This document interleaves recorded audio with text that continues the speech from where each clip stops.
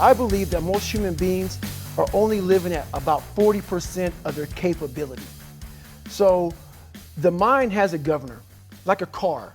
If you're driving a car and the car has a governor on it, the car may say 130 miles an hour, but the governor is set for 91. Once that governor sets in, you get to 91, that car starts doing this. The car wants to go. The car wants to go, but that fucking factory said, we're not going past 91.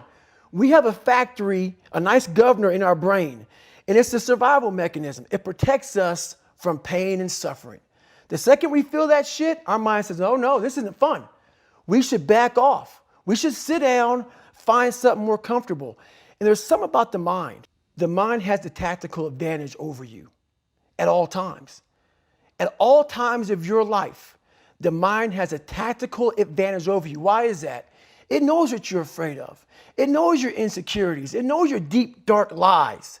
And it starts to push you away from that shit. It pushes you in a direction that is comfortable. The mind controls everything. So what I realized was that when I was growing up and I was 300 pounds and I got all fat and I got all insecure, I realized that my mind kept taking me in this direction. When things got uncomfortable for me, when I was facing my insecurities, when I was facing my fears, my mind said, oh no, we have the tactical advantage. We need to get you, separate you from this feeling over here. Life's all about feelings. We want the happy feeling. We don't want that feeling of this sucks. Why am I here?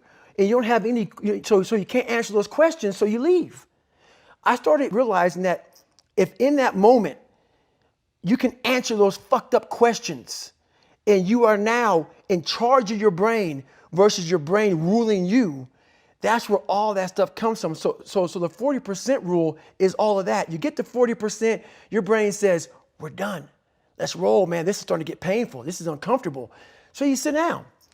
You have to figure out ways, and everybody's different. That's how the book kind of talks about, like we all have these things about, 5 steps to this and 4 steps to this. It's a lot more than that. That's all bullshit.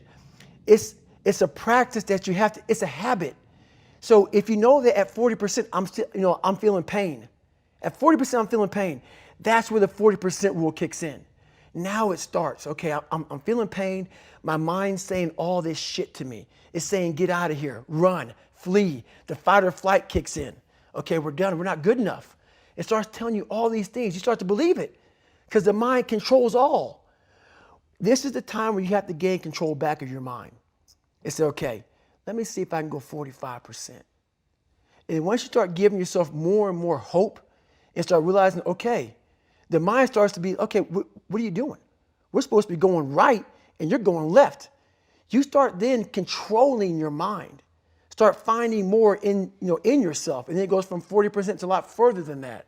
But that's the start of it though. Get to the spot where your mind is saying stop. Wherever that is, you gotta get there first. And then that's when that shit starts to work for you. You gotta control yourself in that moment.